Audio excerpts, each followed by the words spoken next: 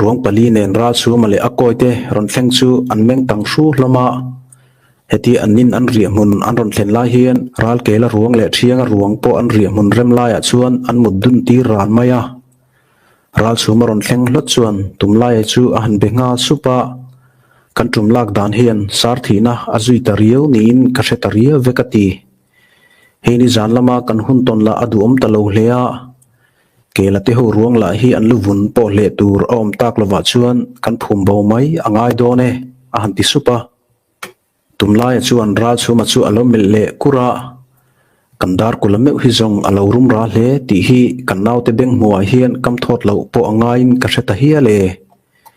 hei ache dan rum ra zet te hian ngai lam te hial ati thalo ani bera kan khuram walla kan hlat to hle awangin rodang lak le dan tur tak po ka van ta hial zo ke ati ve ta supa heta tumlai soi hi dik po atik hlea dar kul hi a hliam nge nin an ria heta chi hian an pong zuam hle chung hian alola che thei hle mai hian tumlai ngai hi ati thalo hlat renga tuna hian an nau te hi mi somvel an chan towa heti ani chuan dar kul thin rim la hian alaron zui le ang ti te hial chu an hlau ta zo khial renga hei wang hian ral chu ma chu nai zeta a han en le kura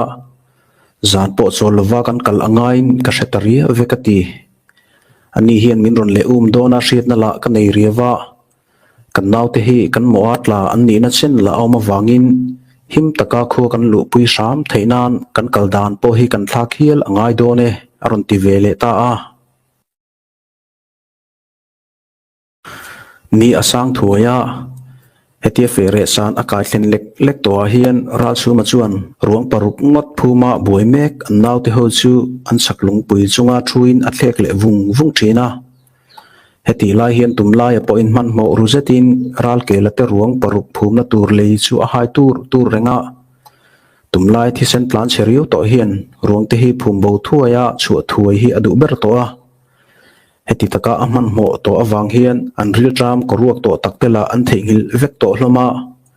he wang hian tu te ma chuan an fai sa a po chu chhum ta nge tiaram po an om to lova ra chhuma berla in tu thun relam asoi ri lo hlea helai mun hi hlate khuwa liam san thuai hi angai tu ti bak chu tongzai po achat bik lo reng rengot mai ani dar hoi nge zongin chet lak aval zei bok nen au nau te ho aliam tirna lam khan chu akho phui mi atwa akai chho na la ya hian arin angein au nau te nu ma la alang nual renga atira ta heng an nu ma te hi an mel ma te hian an muang ti kha a lo ber ania khati hliam pui ator nuwa po khan angai to na wang hian thi thapui nen tran akho zui le tangat kha ani renga thi huama abe na hian ting hian atan chakjok ni na hun apele tangeya au nau te ho an liam na khan hi aven khal to wang hian angai po atha to le renga mase au nau te ho kha mi chia mai an ni ba ka mi pa om chun te la alano pan awangin angai to hlea ramchin la antan hriat rual ani lo tila angai tu an lu tu ania maseral mai ni lo an khomi nge a mel ma te hi alo dan cha an ngai awang hian a hun ton hi a har sa tak meu to a helai khana han lu nu hian an nuai thla ra la tom khom ra chu ma te ho thom hi a re zui riu maya a heti ta ka hi chuan ni la aron chuak to bok nen an ni ho chu an khosa zia juk chian le phot hi adu ta a ma se soi to angin a hliam tor hian apang a urkai hlar renga atruan la ati fum de uriu to wangin a fim khur hle angai ti hi a hrekhiu renga ma se a hriat na hian a mel ma te hi a hla thei ang bera thon tlan adu na hi alalan tir tlat renga he wang hian angai lam te po a thalo velek lek to a an ni ho thon thai dan tur ero arwam han fel le vek to a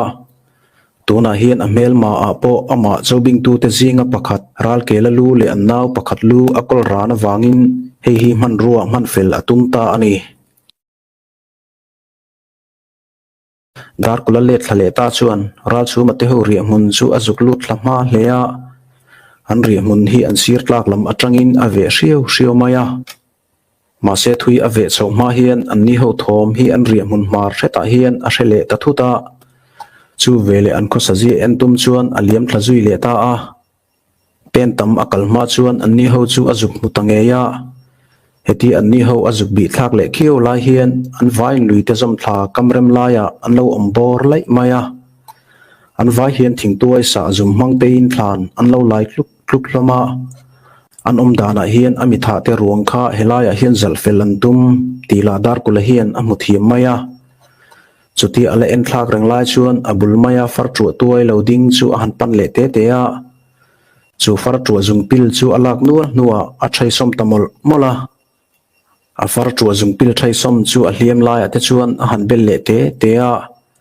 heti a thei anga a hliam a en kol nu hian an ni ra chu mate ho thlan lai chu marlama a liam santa ani ni an niam rui to tia a thlen na lai ruam thim rui chu a han thlek kol vata helai ruam hi ral chu mate ho ron kal na lai tur nge khan apo chia he mai ba ka helai khan ruam zom hi ruam dang ain aveng haka a boruak la anuamin tlak lam maya chuan tlang bok fel takin rem takin aron hol zoma he tlang hian a chak maya tlang dung azom chho vele to a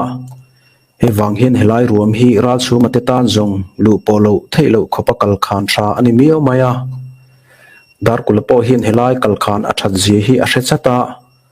a heti ta ka hi chuan helai ruam hi anni ho lo chei boi le nan hian a thlang fel ta a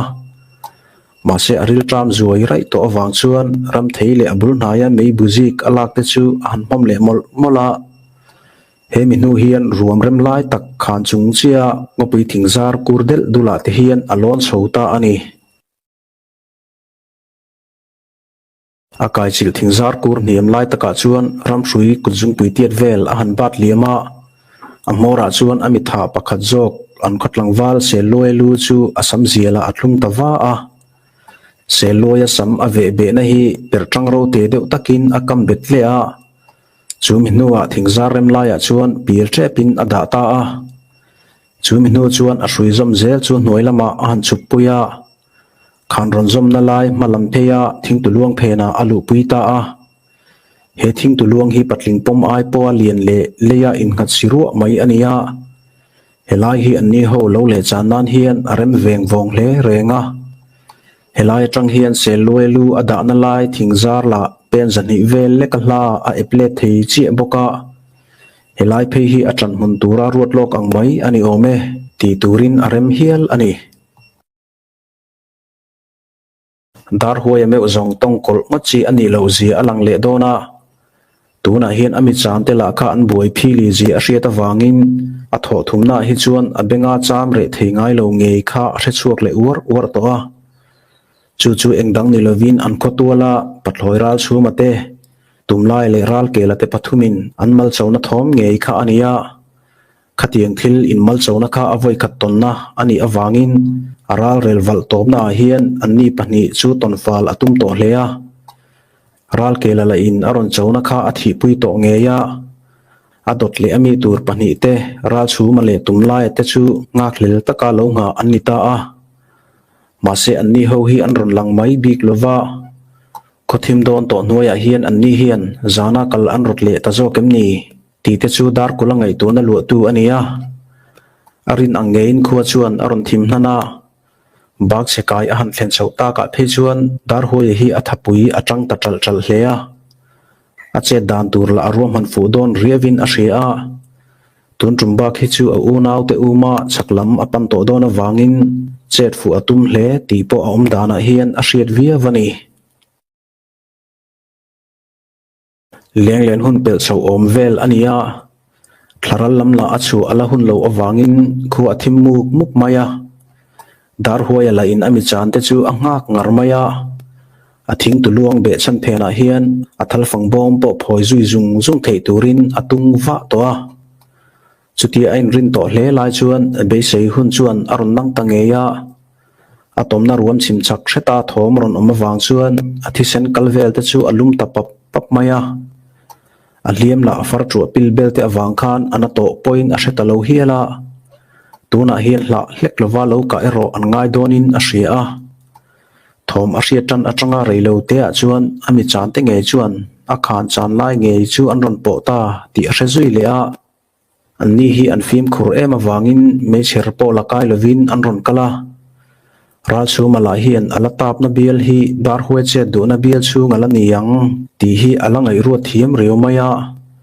hei wang hian aral mon na chin an thlen ma chuan me cher la kai po adu lo ti hi a hriat hle a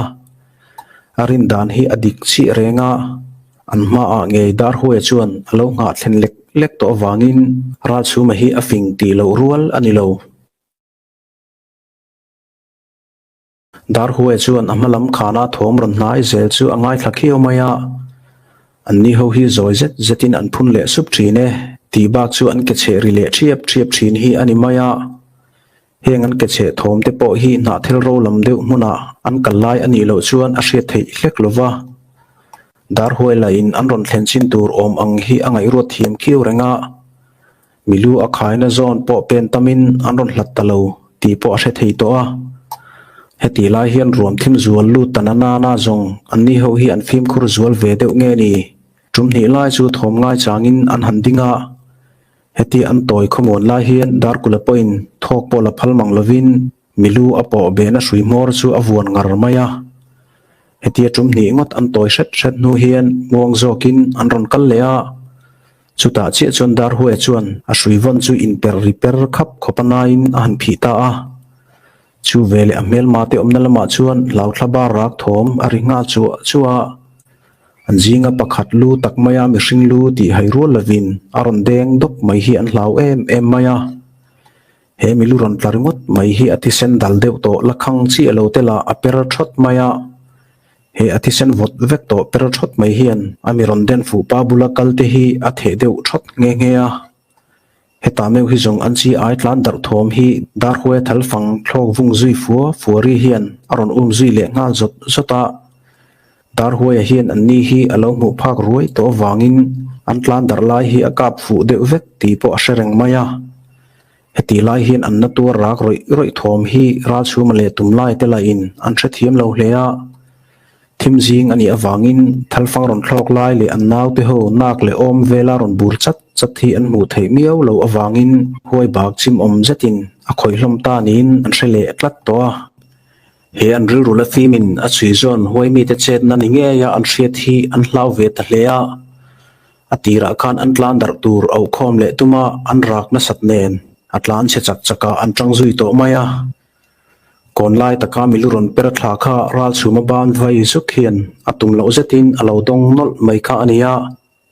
hetia milu in tan na lai ngong chuar tun mai alo tham chup ta ka hi chuan ral chuma hian mu mal anei to lo sa shima tum lai la tlak lama apon ven phel thlapung kopin alim liam chak hlea anunga hian ral chuma la in milo ngak ro khai kaladame tia outril ruai chungin a chak thlana samaya heti anni ber an ar ko chu ta ka hi chuan an nau te hola an tre liam rui maya an zinga hian mi panga lai chu dar kula thal fang dong hian an tluto hloma hengni te zinga hian pathum chu an thi chiang hlea mi pani te ero an nak le pum thuar laia thal fang lut ngar mai puwa chung chuan chu lama te chim lama te an wak liam hlom ani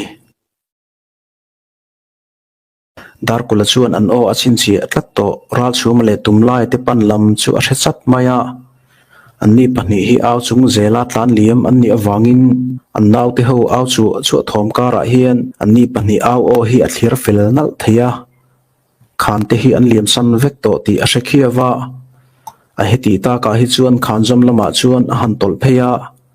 heti achu pheilai hian akut le lamin ral ke la lu khain akut le lamin avom virriam zet mai kha ahum ka kwa maya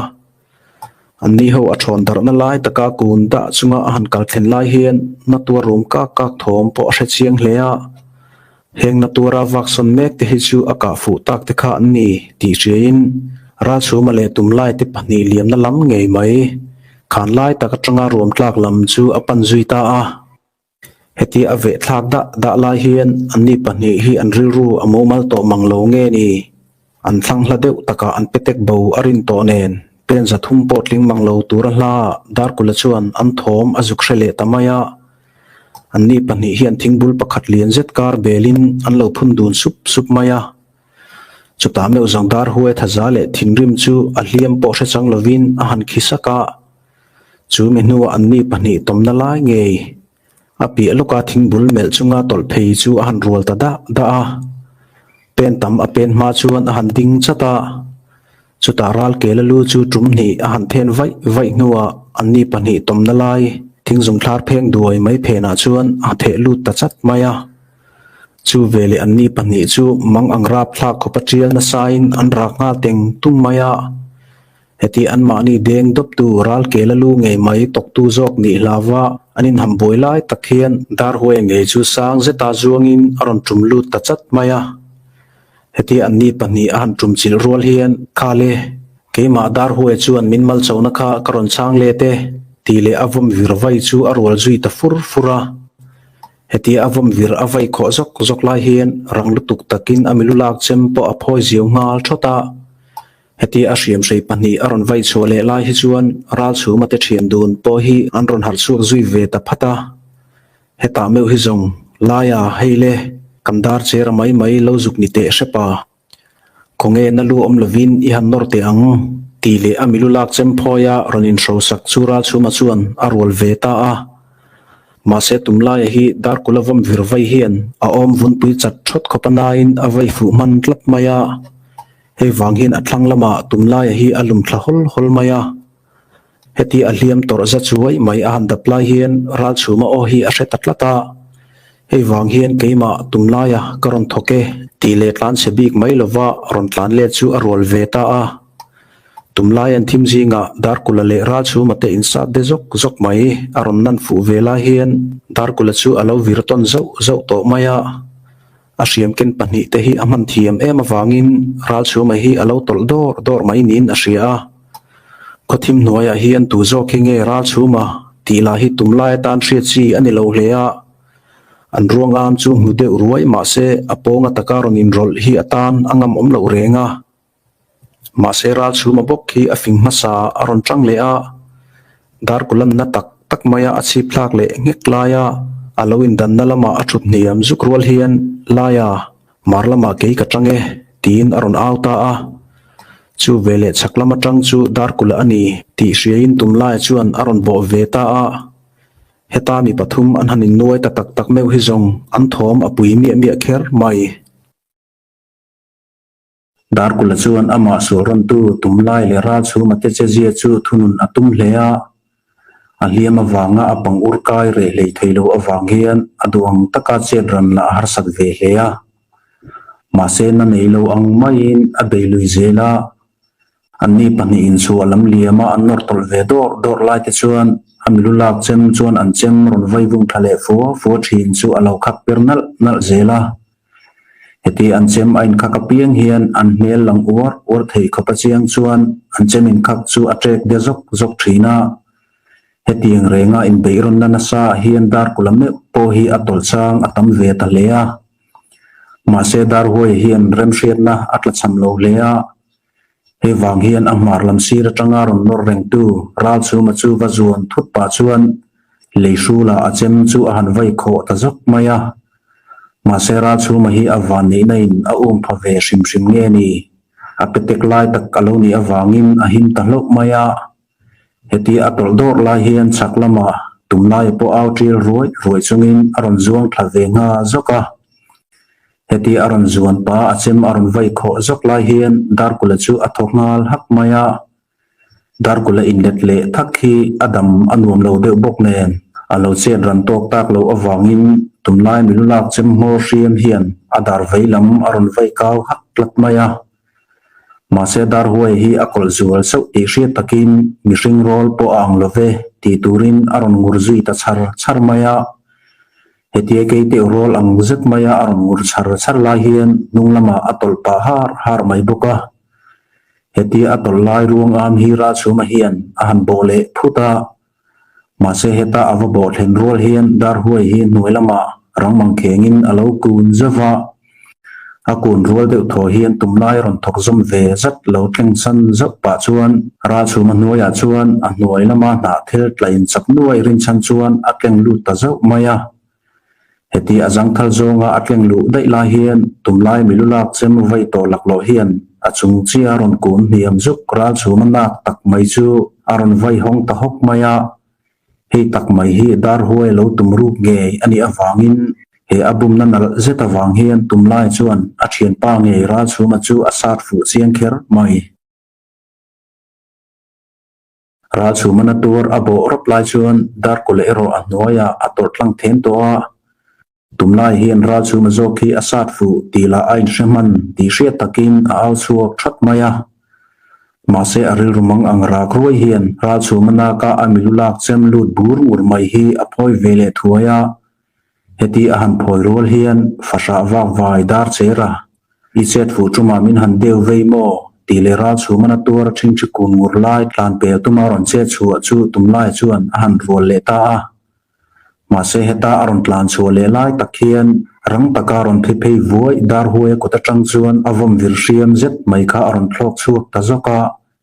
heti avom vir aron vom na lai hi pen som potling thamang lo khopa hnai ani to wangin tumlai hi a om khor lai domin akun ngal ngoi maya heti aladin kun run lai hian dar kulavom vir ron tur vu na lai athin nun liam atanga ati sen bozoi zoi hi adin na hnuai na thela te chuan adi ritar tar maya heti aladin sham lai hian dar kula chu aron zuang le phuta dar kula hian leyara chu mala thing thi khur dur lai dara ron tlan lon zuai pa hian atlak le rual chuan tumlai la ding kun ngul lai hi aron sip thlak zui tangeng maya heta me hi zong tumlai hi akhabet thleng thade utho kopin alu hi aphel thavek maya leya an tluk zoi nuang lai te chuan atluk ang chuan alet ngal der maya chuti ani tumlaya athi chian hle nu chuan dar kula chuan anung maya lo la bok reng ra chu ma chu aron pan leya abularon thlen vele chuan inlal ngur ko la poin alaron zui thuai don chewani kanchung kachunga phiruk na in valdan hian thisen lo chu phu dang ani love ti sap pa in ra chu mani kho samang to lo chip sama chuai chu aron rul ta a ra chu ma chuan kho chaklama thla fang ron chuak tur eng deuh war to thlara chuan dar kula mai lang deuh rai chu ngam le ngam lovin aron en khur dura ATM eng vai ruai chunga aron en lai hian dar huai milulak chem hi ashoka chuan aron tol lut ta ani dar huai me zong athin lungliam chuan atur kol tabok nge ni ama chobinga an kho chunga in so sa te chu liam nei chungin a uma atopa zong teng hian pathloi vervek zet pathum te chu athat fai ta lenga anni pathloi pathumin anron hruai tlangwal rual te la mi som chung an thia dar kulan huai mi te chet na ang maya aron nor le na lama la thon dar anni ta a dar kula chuan tumlai le ra chu mate ruang ena kun ngara chunga aladin ka tai lai te chuan an koi hruai te kha helai ruam khan rem lai atanga an dar huk hi anron lor le hlom lova an ho tu te la hi an liam na lama an bipo hi tuna zong mi thi mai an ni in let le tur an om talova he hun tri bai om zet hian an vai hian a thong bo duak ani tabera tuna me zong ra chu ma le tumlai koi te hi ma ni in an petek bo duak to liam te la ngai saktu an om to lova an hun ton hian huai lo na lama a hruai lu tlat to wangin an ril ru a kholo tlat to dar kula lain amidu pathum te athat to heti aduang taka ache to wang hian an koite ama lau thabara tlan se te hi chu zui atum talem lova achet lak tirna lai a han thlen chole lai te chuan a unaw te buk chu angai to le hle to an liam na lam hi chui zui vata do wangin a liam tor te po hre chang to lo ani bera khuwa rol deu thoin atir liam na lai khan chu a han kai chole a helai tang hian simchak lama a thei to pa chakin aliam chole ta ani luite nar mun sang chho wa lai te chu abi ngun hlea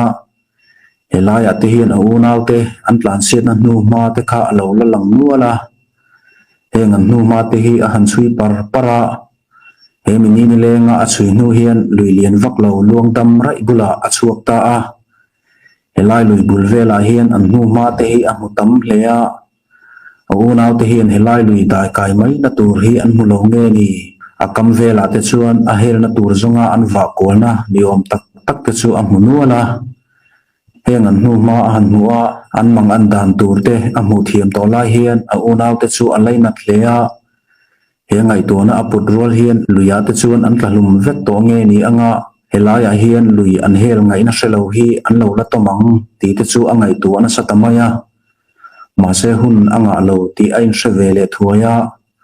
heti angai tu na a har to hle ta ka hi chuan lui mong lama kal thlazel an hnu te chu a han chui zui le ta a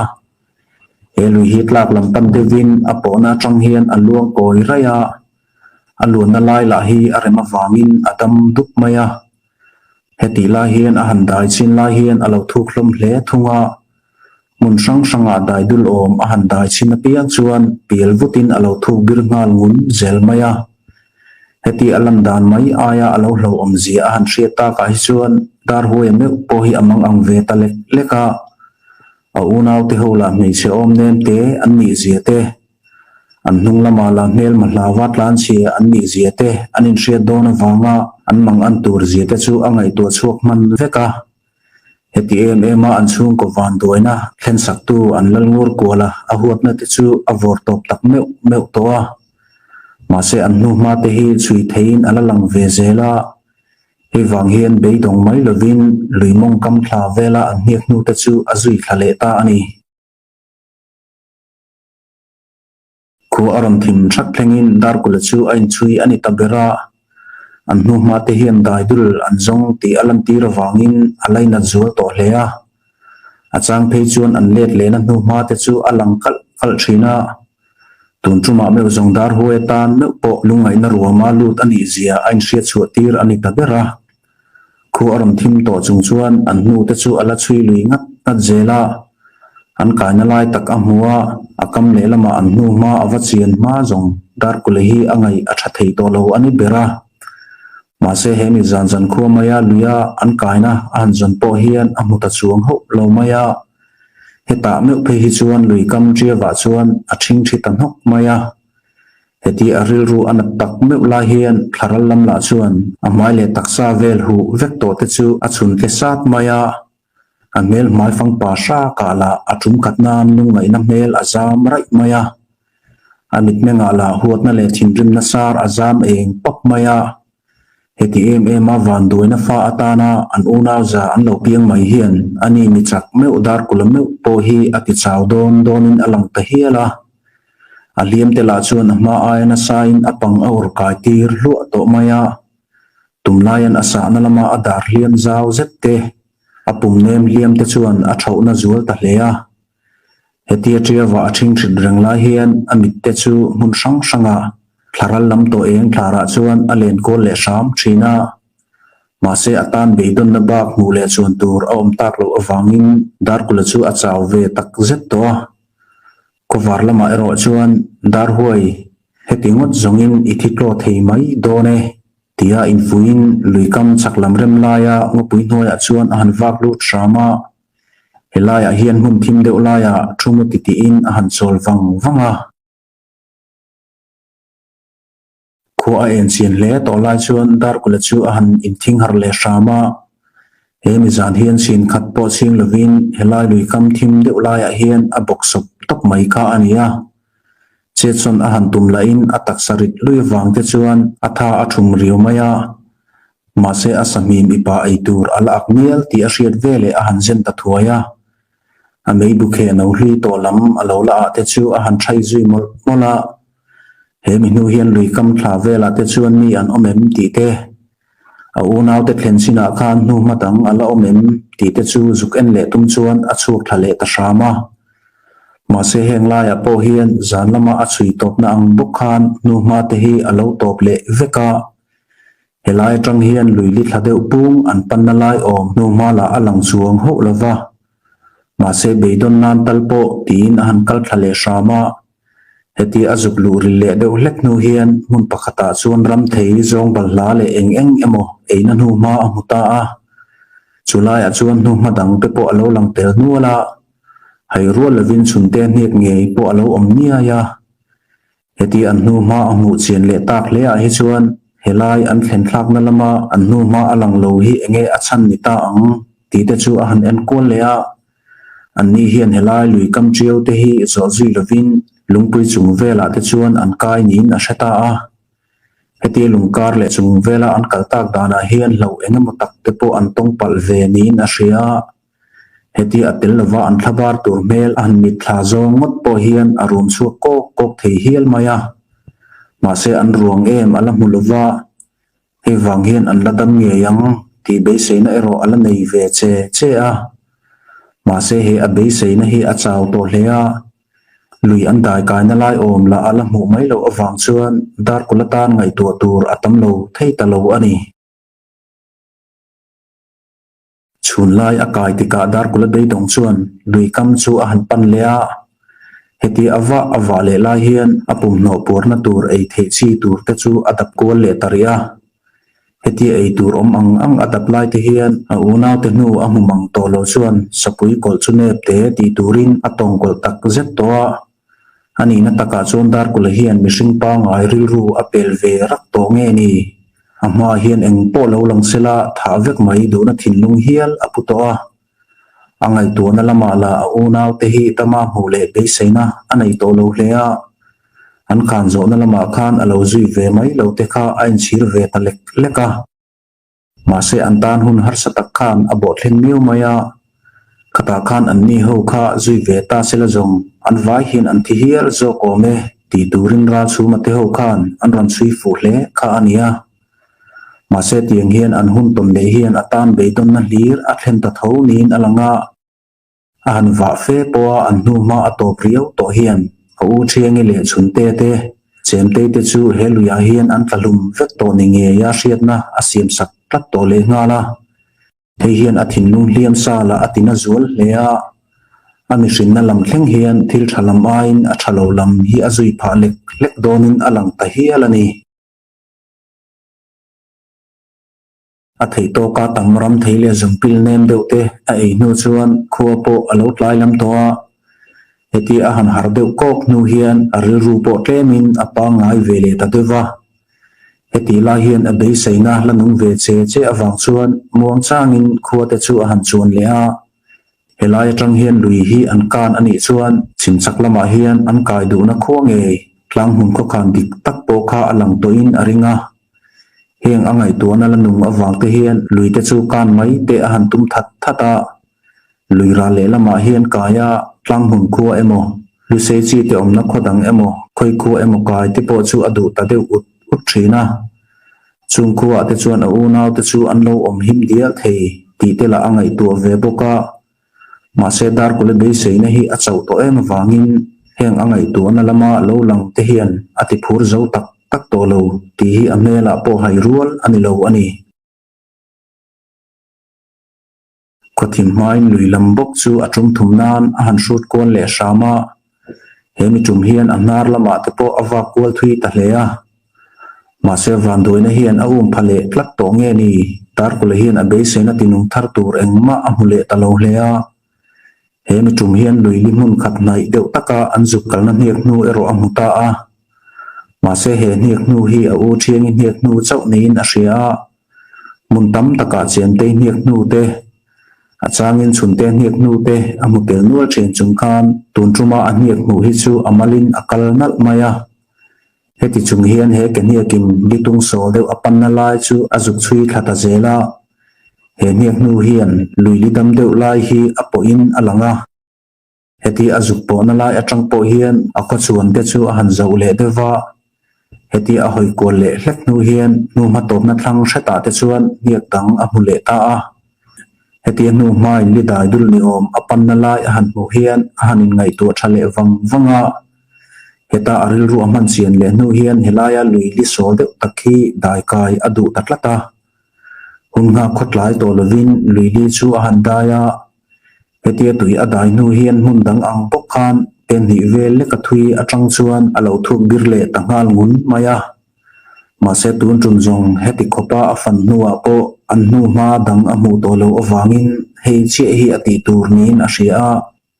heti tum dan fel tak anei ta ka hi chuan lui li chu man mo zatin a leu ngal phata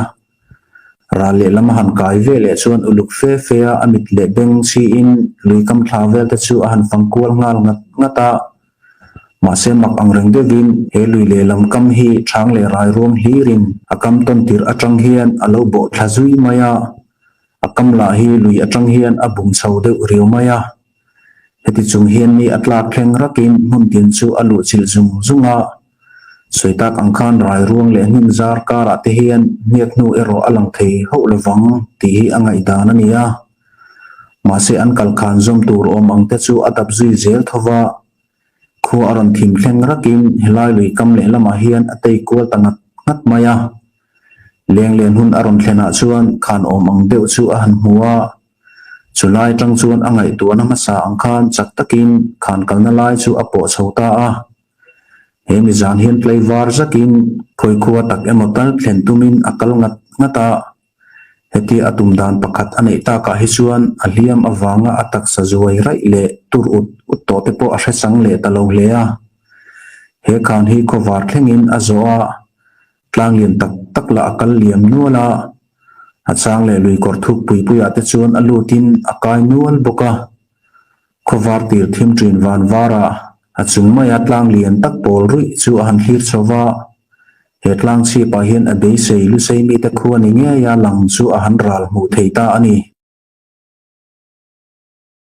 an nu ma a mu fiana top lui le a che vel a dap hle nuwa dar kule be dong chuan khu azong tangot mai kha ania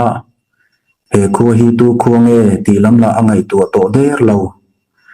heng lai che vela khu reng hi a una te khan an ka in ti ba khi hria du anei to lova eng chen nge an ni hi azon anga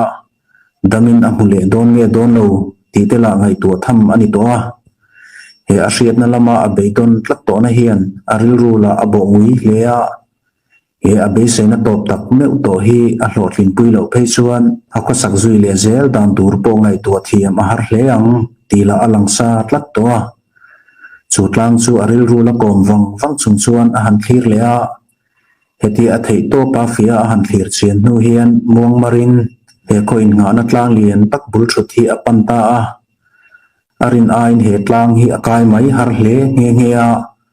ma se a be se na top tak meu hian helai hi en fia tum na ru tak anei tir to wangin apan lui ngat at zela fere san hun dona tlang bul thut chu a han kaya heti adu na mun atlen vele hian chol po chol phal to lovin achi pa khom chu apan chole ta ani chama liam leka chutlang chunga khalo om dai ta mun chu a han thlenga heti achi pa kai thuak ta ka hi chuan he ko dai vel lo rem dup mai te hian a ha zol pui te po a chok ve ta hiala reilo te a ko chu mun le salam thing lo zar duai te po chu a mu thuaya ko chung lam veng then khat te po chu a mu thei ta a heti adu na mun atlen ta ka hi chuan hun ngak to lovin an lut roya heti a han lu po roi ta ka hi chuan he kho hi khote lo tak alo ni ti te alo bera in po za som thum lai chu an ni ome ti te chu a mu thiam ta ngal veka lalmo lam te chu a loi len po anuam hle in a hria to na te chuan ram le naw pang rual chai lai te akha to king nu then khatte ve le zo thin le zalbuk to la putar naw om ten thiam nang de dal pa an tu te an lo om lai te chu a han hotanu ala an ni ho hian dar kula run lang lol hi an lo en du hlom hle a dar kula hian lalmual chu pan roya lalmual ki tu te amote chu biak mai atuma ma se zalbuk tlang apel don chuan putar pakhat chuan ki zuai ra yaron avin tlangwala chu khoilama tanga ron kai hlol nge ini le i mai tlang la chuan kan tual wal te mai tlang ini lo na a hril khiavin ka hria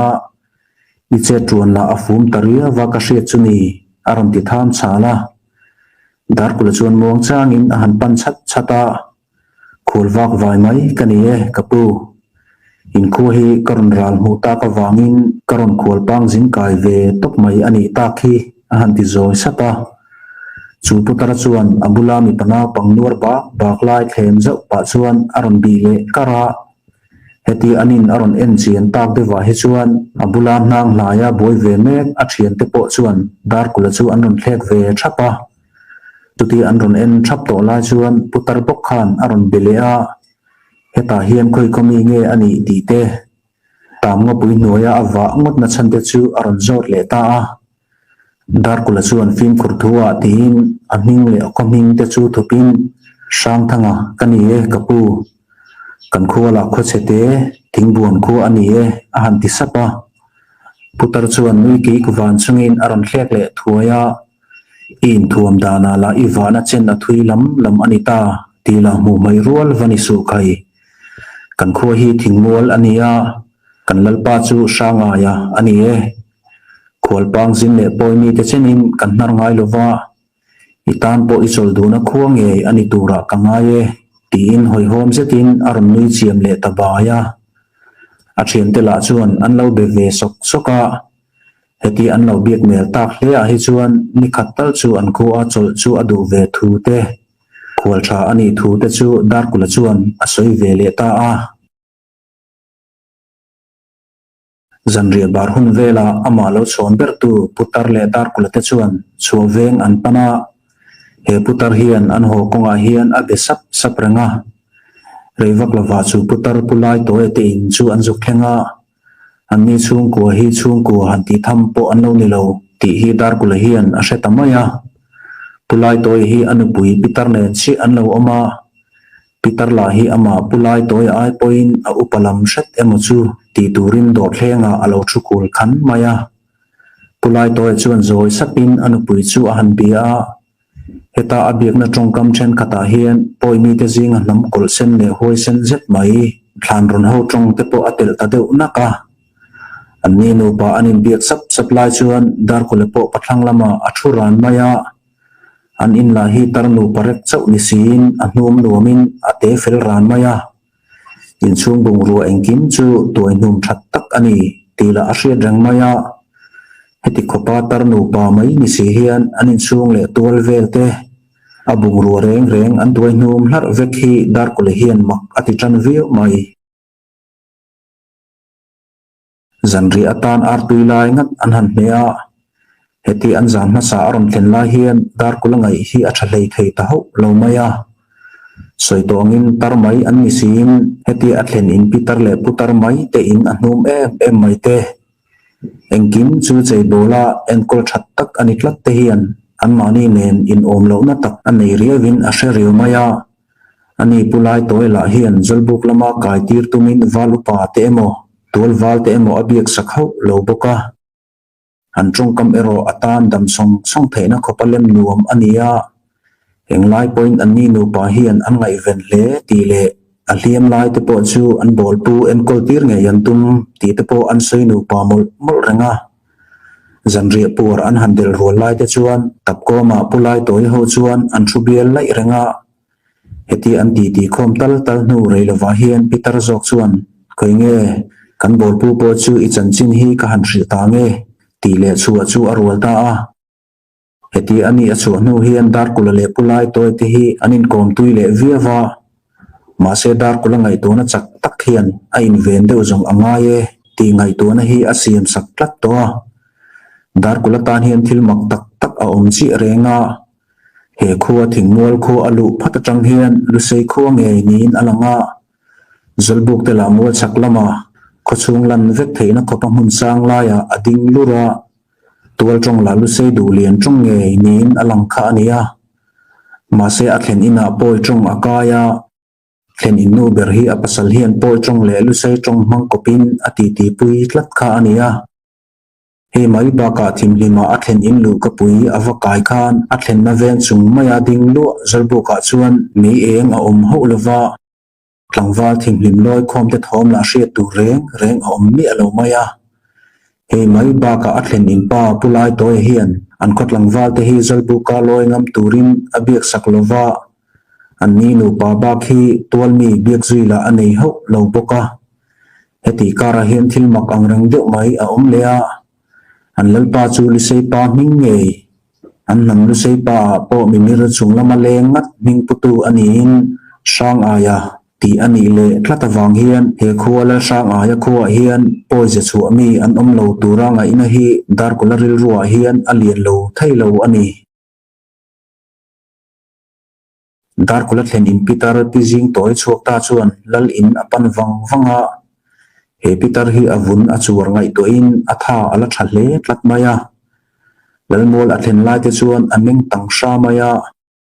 lal in alu la in a omphung reng te chu a ui ei ru kal thal maya lal in chunga la chuan no pang som thum don hi an lo ri luya heng lal tu le fa te hi pontawa an na chu lo awangin khote kau san natlang thon chu atluk zetaringin an lo in chai lui maya ani pizing toy lut hlal chuan anu tra la sang ai chu han zong ha chata ma se zon rengai lovin pamei pat in chuat tiat mut maya zau kumpui do num lua watang chuan la sang ai nge chuan aron chon ta du ta la sang ai ron chu phei chuan apoi sum zial ding chho mut mai chu aron tuai chuak vet maya amit meng zim ang sen sun chu a farnu pizing toy mai zona tak chuan kun ngul chungin aron bi takura hun rel lovin pizing toy chuan a unau pa poi nam dik tak ni si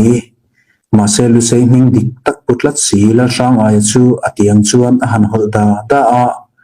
khamo aya seimi teram kai idu na hial na khop chu i khu ange aron loi ta kha idar hoi kol tak reng chu athisen chuan va bol ta langin chuta china zong he idar hoi ro em hi hoi mi te chuan an ho tlat to longe ati ta sapa chu vele la sang ai chu aron meng phok na satamaya a farno jing toy thu soi hian a thim lim zu pui rui zuai rui po a thong har chiang leya reivak lo avai bel pak mol chunga a han ngoi run nu chuan a unaw nu chu a han mel le kura imi kam thot nu chu ka hriat na hian a san sang ngai ta lo reng ani himo chu naw chu a mela nula po langai lo nge ni in i hre em ni ama la lu sei chi a po nam chom nge ani e itingam me mo ti le phur taka akut noi chu a han rual ta nek maya pizing toy chu a or chuar nak to phelak hlak khopin a han nui kara kamit hi hoi mi te pek bil ani hi i hria alom mo a zum ram thir lai ka bi man theu awangin a pali korla in thlung chu ka munge yani ani chuan zan khat ba kan kho hi a cham chi du kher om lova i hun nei bei thamte hi itan se pui som ai point a hlumai ome kati han tile sapa chu thu a sei zo chuan pizing toy chu atianga chuat hol rak chung chuan a hanin hera heti a in her lai hian phungkur ang maya lian le mai dung sei rut mai lal no chuan a pasal far no chu fang tal hop turin aron ti ve boka ma se pizing toy chuan ani chu alo then khum tha a idar huai chom hi kan then angaya i pasal lain aro thabera anei miau awangin kapui in ngai ani chulu sei tlangwal chu bol pukuta kahanda anga abak zong chu i pasal kut hi ani to ang ti le chu arwal ta a pizing toy ron hota chuan dar kula chu aron benga sapa i toy hian an mi khut tlangwal lama pang zet dar kula hi an dan in thoina thila hian rol lu atum leya heti la hian dar kula ero angai to na fing tak hian thilom dan hi aman phatran to nge ni he kho hi mel lo na tak anei to riu maya ma se a mela hi atilang du ho lova aliam tor chau luata he kho a bel ve roi mai hi awan doina thlen tu ani thei ti hi a mu thiam kheu to thunga poimi te hian zolbuk la an nei ngai lova he kho ero in zolbuk te an nei awang khan atira khan angai thaum ve ta kha ania ma se heti a han bel chian nu hian mak ati na hi azual ta hlea atana thlen in pitarin bol pu acho po hi film khur taka du thlanna asiam angai pha ome ti hi dar kulangai dona anita ani athen in no pizing toy chuan mel him sarin aron belea heti aron bir le la hian dar kula point hoi hom takin alo chang veya pi toy chuan a chan na tong kampa ngai tak chu alo nui pui kara chuta atui burlu chu akut vun voi chuar trak to chuan han beng thasat sata thimhlim chau lanita chu ipu hian bol pu chu apan pui don chenia zan lai bel main in ron hong le anga naktuk zinga meu zong zang khai takin ikalduna kholam po ipan mai thei ome ahan tisin le ra ta heti anni pani anin biak lai hian in nei tu pa pulai toy po alo nui ve kara achuti ta ka chuan dar kula point thil om thei tur ngai tu kheu chung chuan alu alo bu ve ta ngata dar kula le pulai toy te chok ta chuan an bol pu pulai no ma in chu an thleng tamaya in chung an lu hlol la hian dar kula chuan chu poi putar lo ki khai mai chu achik na chata